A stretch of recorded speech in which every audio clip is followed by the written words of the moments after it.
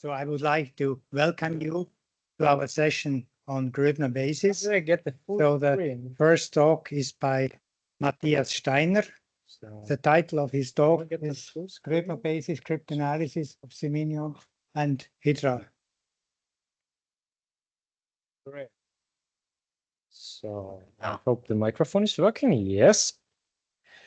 Okay, so Seminion and Hydra, they are two pretty recent pseudorandom functions for MPC-friendly encryption. Both are inventions of our host Lorenzo. And they work over a large prime field. So Q is a 128-bit field. And they operate on a relatively small state. So Seminion is operating on 3 elements and Hydra on 8. And at round level, they are both quadratic permutations. And in this kind of setting, algebraic attacks can become competitive. And then we have different attacks in our toolkit, like interpolation attacks, linearization attacks, or the topic of this talk, like Gröbner bases. Okay, so I will now quickly sketch what a Gröbner basis is, and then I'm going to explain the PRF Hydra and how we get the Gröbner basis from the polynomial model. Okay, so we take a polynomial ring in n variables, and then we take a monomial. Then it's clear that the monomial is a product of variables, and we can identify it with its integer exponent vector. And to define a Gröbner basis, we want to sort the monomials in the ring, and we do this. So for Hydra, we use the so-called degree reverse lexicographic term order. So given two exponent vectors, A and B, we first try to make a decision with the total degree. So which one is bigger? But in case the total degrees are equal, then we fall back to a lexicographic ordering of the variables. Okay, and now if I give you some polynomial in the ring, we can sort all monomials with this DRL term order, and then the largest monomial of F, the leading monomial, the largest monomial in F under the DRL term order is called the leading monomial. So, and now we take an ideal, which is the space of all polynomials that is generated by the polynomials F1 to Fm with polynomial operations. So that's a multiplicatively closed subgroup of the polynomial ring.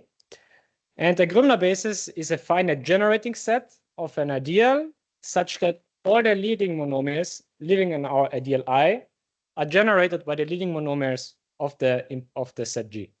So it's a finite generating set with leading monomials which are minimal with respect to this term order. So computing Gröbner basis is in general a very, it's kind of a difficult problem, but for Hydra, we will apply a very special case. So if you have an input set with pairwise co-prime leading monomials, then you're trivially a Gröbner basis and don't have to do any computation. And just as a recapitulation, in a Gröbner basis attack, we start with a polynomial model of our function. Then we try to compute a DRL Gröbner basis. And from the Gröbner basis, we can always construct a univariate polynomial. You factor the univariate polynomial, you have solved for one variable. Okay, and Seminion and Hydra, they base their security on the hardness of step 2. And in this paper, we get step 2 for free and directly pass to step 3, which typically has lower complexity than the generic estimate for DRL Gröbner basis computations. Okay, so now I'm going to explain the PRF Hydra, its polynomial model, and how we transform it into a Gröbner basis. So as an input, Hydra takes a nonce and an IV, and they both consist of 4 elements. Then we add a key. The key is another 4 elements, and then we run the sum through a body function. And the body enlarges the state to 8 elements and then produces a secret state Y set. And this state Y set is then fed into the so-called heads. So to produce the first sample, it's fed into the first keyed head HK, and then one does a feed forward, and the result is released as first sample. And to produce another sample, you run the state Y set through a rolling function, then in the head, feed forward, and release the output as second sample. Okay, and now kind of the question is how can we attack this? Well, in principle, we can take the composition of body and head, and then we have kind of a known plain ciphertext scenario, but this has lots of rounds, so this is not expected to be competitive. So it's better to ignore the body and just consider Y set and K as independent variables. Then we have 12 variables, and every sample gives us 8 outputs. So you need minimum 2 samples, and then you have a fully determined system. And now we have 2 algebraic attack strategies. So we can do linearization, which means we collect many samples, set up high degree equations, and then try to linearize them. Or we just collect 2 samples, work with low degree equations, and construct a Gröbner basis. And this is the approach of this paper. Okay, so now I'm going to go a little bit into the details of Hydra. So the head is a keyed Lima size cipher in a sense. So and as the increasing function, you take like f, which sums up the inputs and squares them. Then it distributes this over all components, applies a matrix, adds a key, adds a constant. And for the key, keep in mind the key is just 4 elements. This is operating on 8, so the key is also enlarged with a matrix. And yeah, and then the keyed head is just the R-fold iteration of this very simple round function, and full rounds is 39 rounds for 128-bit security. The rolling function is another Lima psi permutation, but this time we take a function g, which sums up y and z, and then multiplies them. And then it distributes g at yz to the y's, and g of zy to the z's applies a matrix. And then the I rolling function is again just the iteration of this function. Okay, and now as a polynomial model, we introduce intermediate state variables after every round. So given 2 samples, so we start with the variables y, z, and the key, plug it into the first round function minus the next intermediate state, then second round function, first intermediate state, and the key minus the next state, and so on. And in the last round, we have a feed forward minus the output of the first sample. Same thing for the rolling function, and same thing for the second sample. So that's, I mean, it's very simple equations. All polynomials are quadratic. And now we're going to pre-process them a little bit. So if I just expand the definition of the polynomials in the ith round, then it looks like this. And since it's a Lima psi function, so all components have the same quadratic term. So what I do first is I invert the matrix, then I fix the last component and subtract the last one from the higher ones. And this kills the quadratic terms, except in the last component. So every round will then give me 7 affine equations plus 1 quadratic. And I can do the same thing for the rolling function, but in the rolling function, I have 2 different quadratic components. So this one just gives 6 affine equations, but 2 quadratic ones. Then I collect the quadratic equations. Then I collect the affine equations, do Gaussian elimination and the variable elimination. And then I should reduce to 2 times r plus 2 quadratic equations in 2 times r minus 2 variables. So in the Hydra paper, they take now this reduced system as input set to Gröbner basis computations and base the security on hardness of computing this Gröbner basis. But you can find a first Gröbner basis a little bit easier, because if we look at the heads before variable elimination, then the quadratic terms, they look like this. They are squares of linear equations. And now we do an affine variable elimination, which means we reduce something linear by something affine. We get, after the variable elimination, something affine squared in the quadratic terms. And this works, I mean, for every round in the heads. So in total, we get like 2r equations L tilde, which are then squared in 2r minus 2 variables. So now I'm going to collect them and check the rank. And if the rank is maximal, I can introduce new variables and do a linear change of coordinates with some new variables. And this change of coordinates will then produce equations of the form xk squared plus something affine. And this is a Gröbner basis, because like for the DL term order, we first compare x squared to the affine. Degree 2 dominates degree 1. And if we have x1 squared and x2 squared, they are coprime. So that's a very trivial Gröbner basis. But in addition, we also have like 4 overdetermined equations in these substitution variables. Okay, one thing that's important, the success of this change of coordinates depends on the matrices that are used in Hydra and the Lima set permutation. And since you have a lot of freedom there, it's not really possible to give a pen and paper proof.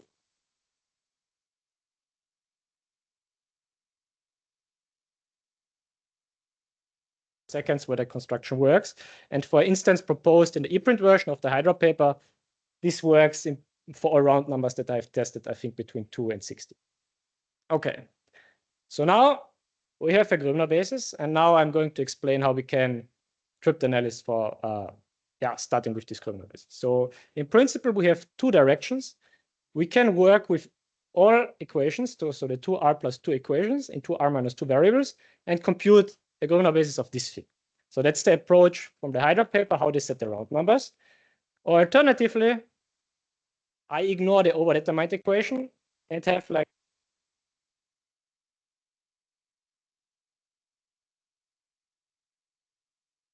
approach I propose for this paper.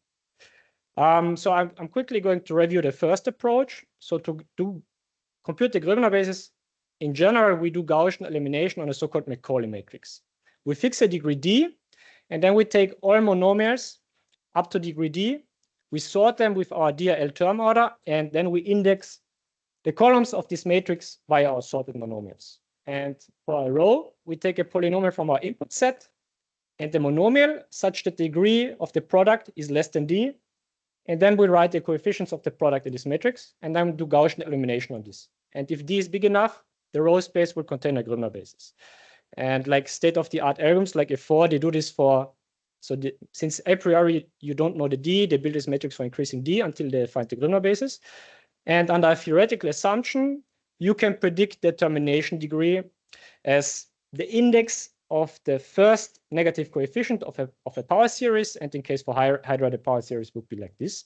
Then you know the size of the matrix, and then you can estimate the complexity of Gaussian elimination as this binomial coefficient. So one thing I want to mention is that the complexity of this approach can already compute improved with our Hydra Gröbner basis, because a square divisible monomial can always be replaced by something affine. So we can reduce the full Macaulay matrix to a kind of square-free Macaulay matrix, and this one is smaller, so better complexity. So that's the first approach. And the second approach is computing a univalent polynomial directly. So like I just said, we can reduce any square divisible monomial to something square-free.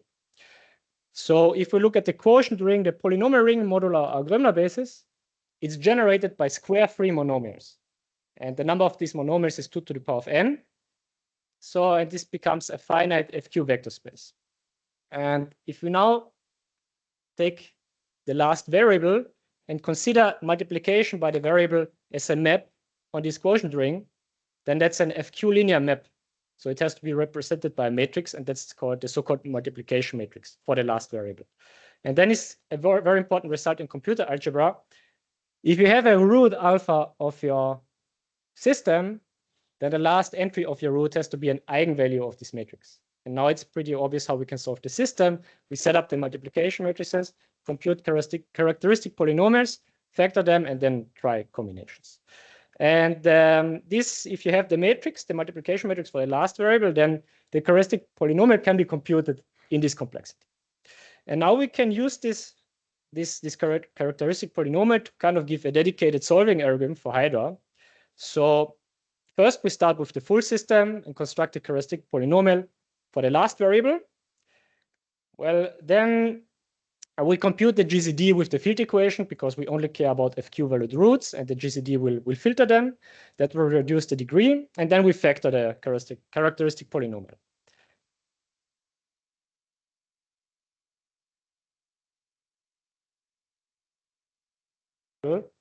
But we also get an equation alpha squared plus something affine.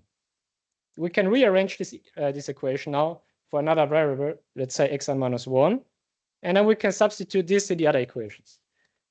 Then we get a fully determined system of the form xi squared plus something affine in n minus 2 variables plus something overdetermined.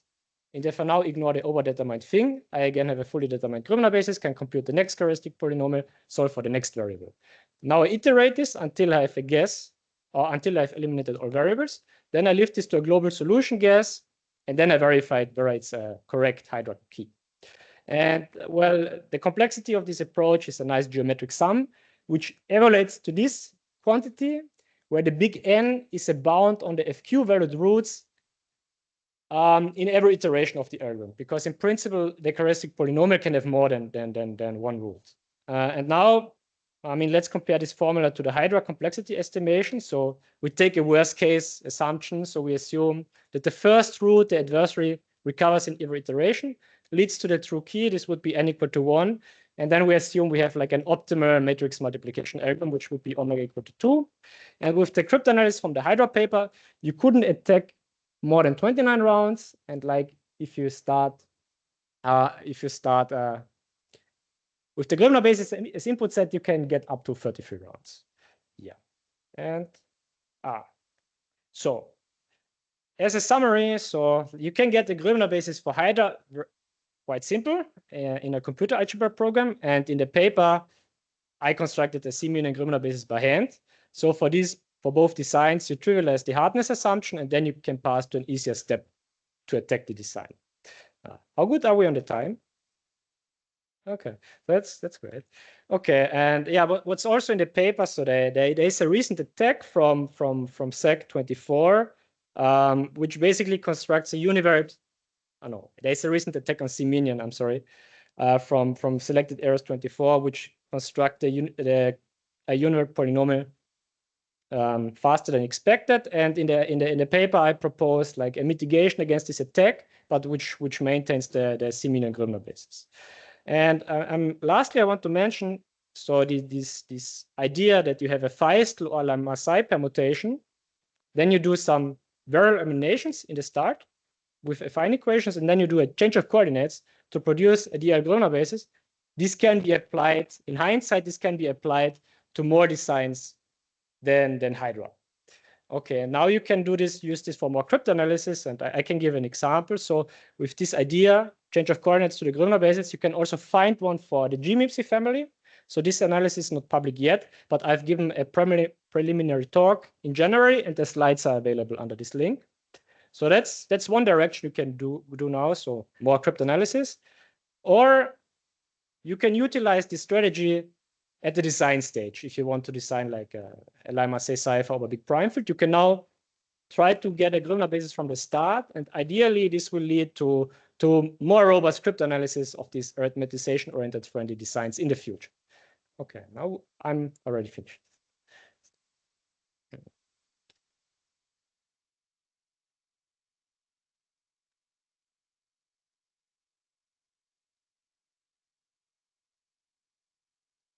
Let's thank Matthias for his talk.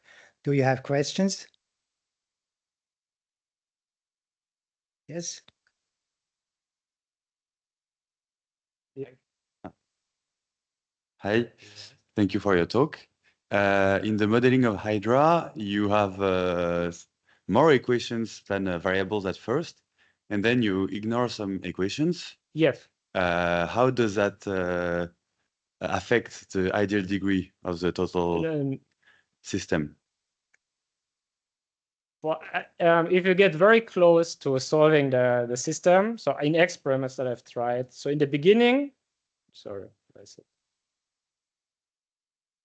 So at this step, we're going to ignore this overdetermined equation. In the beginning, this doesn't affect, I'm sorry, the ideal degree is not affected though. Because you add equations, so if you computed Gröbner basis Yeah. with the full equations, you would eventually get shorter equations. Okay.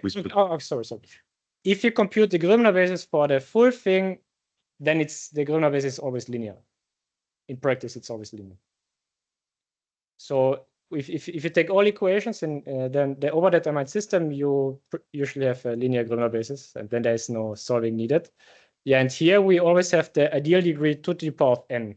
Well, n is the number of variables in the iteration. So. Okay, thank you. Are there more equations?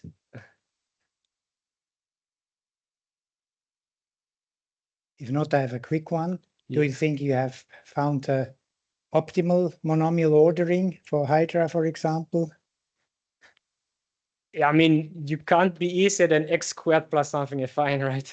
So, I mean, and it's pretty, for these kind of systems, I think it's, what is it?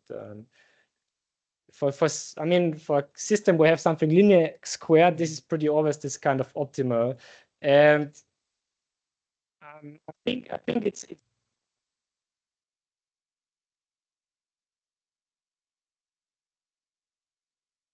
so almost all coefficients are non-zero, and I don't really see how you can get this in kind of a triangular structure to make this easier. Okay. No questions? If not, let's thank Matthias again.